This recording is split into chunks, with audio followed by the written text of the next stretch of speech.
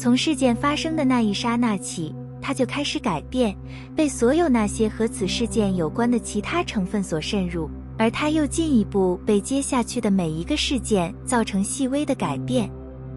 哲斯认为每一个事件都是处于不断变化之中的，从事件发生的那一刹那开始，它就开始改变。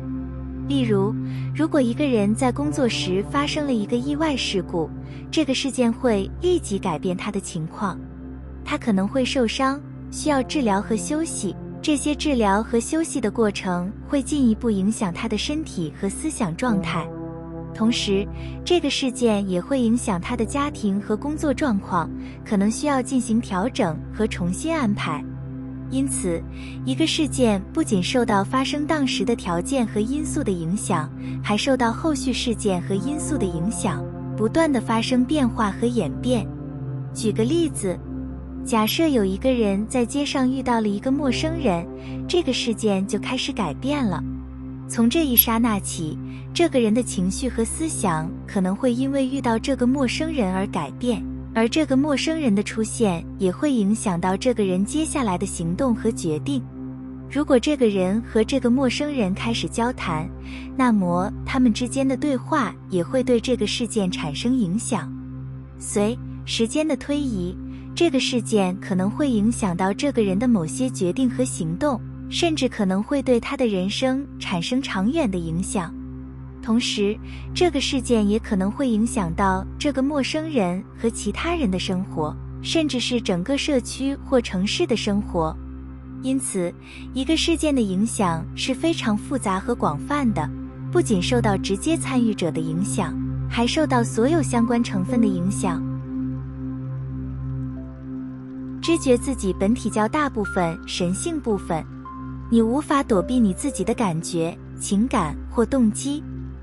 哲斯建议我们尝试感知我们身体的较大部分，或者他所说的神圣部分。这意味需更加了解我们的想法、感受和动机，而不是试图隐藏它们。通过这样做，我们可以更深入地了解自己和我们在宇宙中的位置。这是一个说明这个想法的例子。有一个名叫凯杰的人，他总是忙于工作，很少花时间反思自己的感受和动机。有一天，他决定去公园散散步，以清醒头脑。当他走路时，他注意到一群孩子在玩捉人游戏。他看他们跑来跑去，笑，玩得很开心。突然，其中一个孩子摔倒且开始哭泣，其他孩子立刻停止了玩耍，围在哭泣的孩子身边，试图安慰他。凯杰被这些孩子们对彼此表现出的同理心和同情心所打动，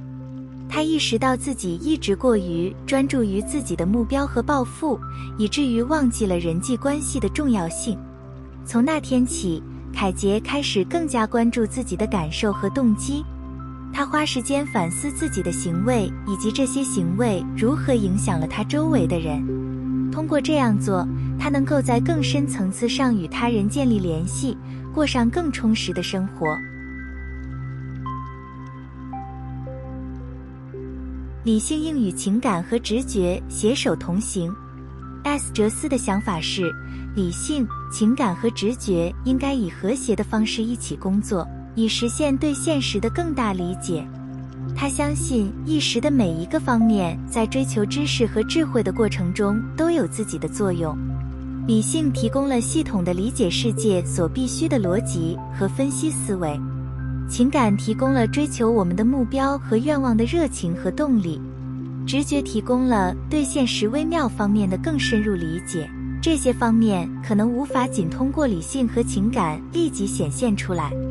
当理性、情感和直觉处于平衡状态且协同工作时，我们可以更全面地了解自己和周围的世界。